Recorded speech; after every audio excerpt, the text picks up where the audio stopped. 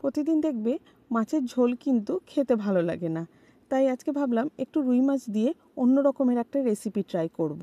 তাই বাড়িতে ছিল লাউ পাতা দিয়ে রুই মাছের এই পাতুরিটা বানিয়ে ফেললাম। আর খেতে কিন্তু দারুণ হয়েছিল এই রেসিপিটা। বানানোও ভীষণ সহজ। আর যেটা বানাবো তোমাদেরকে দেখাবো সেটাতে খুঁটিনাটি বেশ কিছু টিপস দেব, সেগুলোও কিন্তু রেসিপিতে বলে দেব। দেখো, দেখে মনে হচ্ছে না কতটা লোভনীয় হয়েছে। শুকনো ভাতে বা গন্ধরাজ লেবু দিয়ে ডাল দিয়ে কিন্তু এই রেসিপিটা খেতে অসম্ভব সুন্দর লেগেছে। তোমরাও বাড়িতে অবশ্যই ট্রাই করো রেসিপিটা দেখে। তা কীভাবে বানাবো সেটা চলো তোমাদের বলে দিই। এখানে আমি কতগুলো লাউ পাতা নিয়েছি। লাউ পাতাগুলোকে খুব ভালোভাবে ধুয়ে নিচ্ছি। আসলে লাউ পাতায় না প্রচুর নোংরা থাকে, তাই একটু ওলট পালট করে জল পাল্টে পাল্টে খুব ভালোভাবে কিন্তু লাউ পাতাগুলোকে আমি ধুয়ে নিচ্ছি। আমি বারবার জলটাকে ফেলে আবার নতুন জল দিয়ে পাতাগুলোকে ভালো করে ধুয়ে নিয়েছি। এবার লাউ পাতাগুলোকে এক এক করে একটু নুন মাখিয়ে নেব। নুন মাখানোর কারণ হচ্ছে লাউ পাতাটা এতে খুব তাড়াতাড়ি নরম হয়ে যাবে, যাতে করে ফোল্ড করা যায়, নাহলে কিন্তু লাউ পাতা ছিঁড়ে যাবে। তাই সামান্য একটু নুন মাখিয়ে রাখবে, এতে দেখবে পাতাটা বেশ নরম হয়ে যাবে। আর যখন তোমরা পুরটা ভরবে তখন খুব সহজেই কিন্তু পাতাগুলোকে মুড়তে পারবে, ফেটে যাবে না। চলো, প্রত্যেকটাতেই দেখো আমি এরকম করে কিন্তু নুন মাখিয়ে নিয়েছি লাউ পাতাগুলোতে। অবশ্যই একটু 10 মিনিটের জন্য রেস্ট দিতে হবে, তাই আমি 10 মিনিটের জন্য রেস্ট দিচ্ছি, যাতে করে পাতাগুলো নরম হয়ে যায়। আর তার মাঝে দেখিয়ে দিচ্ছি রেসিপিটা করতে আর কি কি লাগবে। এখানে প্রথমে একটা ব্যাটার বানিয়ে নিতে হবে। ব্যাটারটা কখন লাগবে সেটা আমি দেখিয়ে দেবো ভিডিওতে। আপাতত দেখে নাও ব্যাটারটা কিভাবে বানাচ্ছি।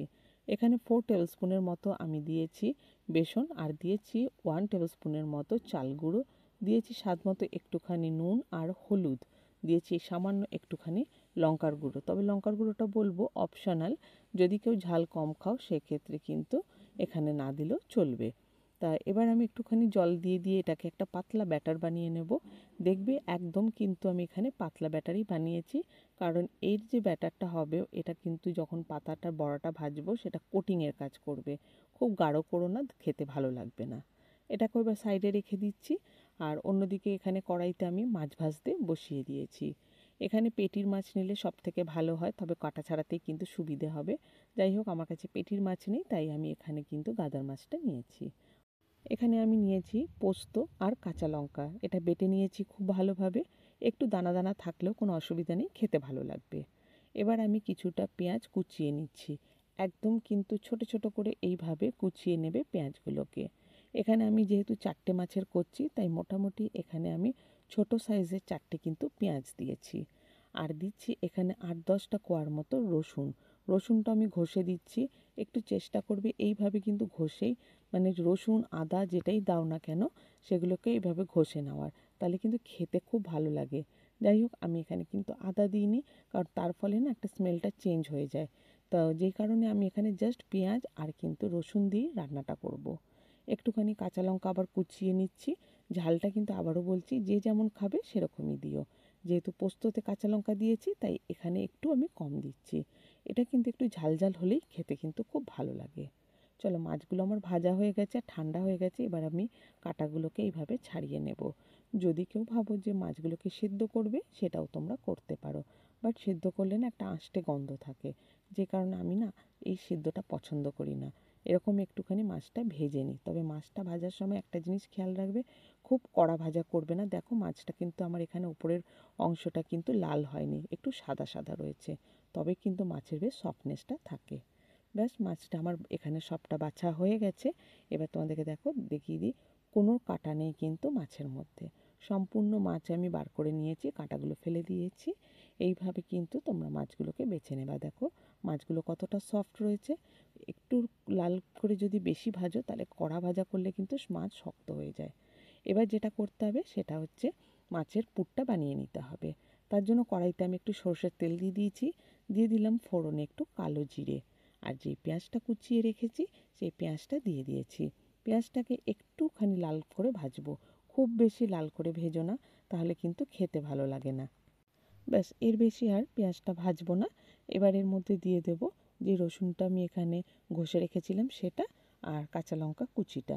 একটু বেশ ঝাল ঝাল হলেই না এই পুরটা খেতে কিন্তু খুব ভালো লাগে, তাই চেষ্টা করবি একটু ঝাল ঝাল খাবার। নুনে ঝালে হলে পরেই কিন্তু পুরটা খেতে অসম্ভব সুন্দর হবে। ব্যাস সুন্দর করে ভেজে নিচ্ছি যতক্ষণ না রসুনের কাঁচা গন্ধটা চলে যাচ্ছে।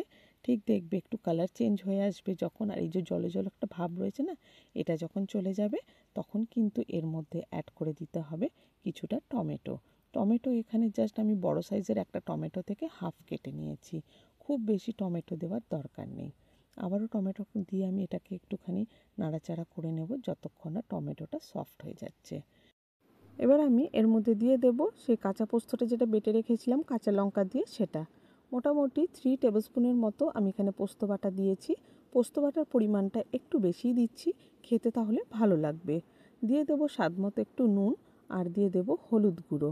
আর এর সাথে এবার এখানে দিয়ে দেব যে মাছটা আমি বেছে রেখেছিলাম, ওই মাছটা দিয়ে এবার খুব ভালোভাবে এটা ঝুরঝুরে করে ভেজে নিতে হবে। যতক্ষণ না এই জল জল ভাবটা চলে যাচ্ছে ঠিক ততক্ষণই ভাজবো।